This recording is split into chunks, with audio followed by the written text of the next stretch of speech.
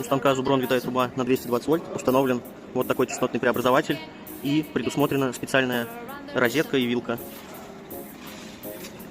Вот такая специальная розетка и вилка на 220 вольт. Идет она в комплекте со станком.